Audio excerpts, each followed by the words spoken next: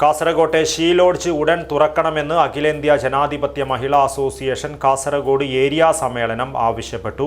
Kasaragod service സഹകരണ bank ഹാളിൽ സംഘടിപ്പിച്ച സമ്മേളനം സംസ്ഥാന കമ്മിറ്റി അംഗം പി ബേബി ഉദ്ഘാടനം ചെയ്തു. ആഘോഷങ്ങൾ വലുതോ ചെറുതോ ആകട്ടെ, അതിന് സ്വർണ്ണ തിളക്കമേകാൻ ഗോൾഡ് കിങ് ഉണ്ട്. Gold King, the trust with quality. Main junction, Uppala. കാസർഗോട്ടെ ഷീ ലോഡ്ജ് ഉടൻ തുറക്കണമെന്ന് അഖിലേന്ത്യാ ജനാധിപത്യ മഹിളാ അസോസിയേഷൻ കാസർഗോഡ് ഏരിയ സമ്മേളനം ആവശ്യപ്പെട്ടു. സ്ത്രീത്വത്തെ സമൂഹ മാധ്യമങ്ങളിലൂടെ നിരന്തരം അപമാനിക്കുന്ന സൈബർ ആക്രമണങ്ങൾക്കെതിരെ ശക്തമായ നിയമ നടപടിയെടുക്കണമെന്നും കാസർഗോഡ് പുതിയ ബസ് സ്റ്റാൻഡിലെ സ്ത്രീകളുടെ വിശ്രമ കേന്ദ്രം കാര്യക്ഷമമായി പ്രവർത്തിപ്പിക്കണമെന്നും സമ്മേളനം ആവശ്യപ്പെട്ടു. കാസർഗോഡ് സർവീസ് സഹകരണ ബാങ്ക് ഹാളിൽ നടന്ന സമ്മേളനം സംസ്ഥാന കമ്മിറ്റി അംഗം പി ബേബി ഉദ്ഘാടനം ചെയ്തു.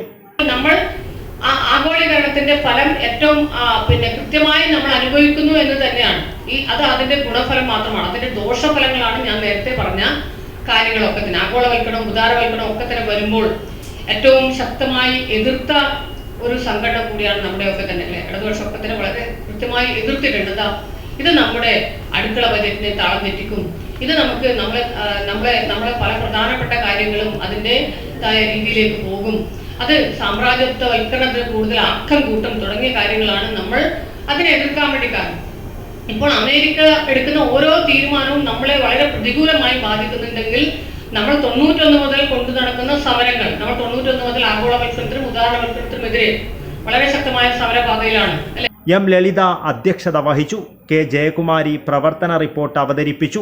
ജില്ലാ secretary M Sumathi, Geetha Samani, Jayanthi, M K Raveendran, K Sumathi എന്നിവർ സംസാരിച്ചു. ടി ബാലകൃഷ്ണൻ സ്വാഗതം പറഞ്ഞു.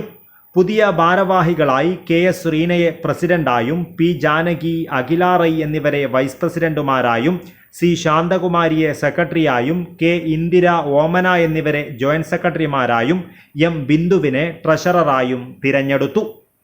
News bureau, Kasaragod.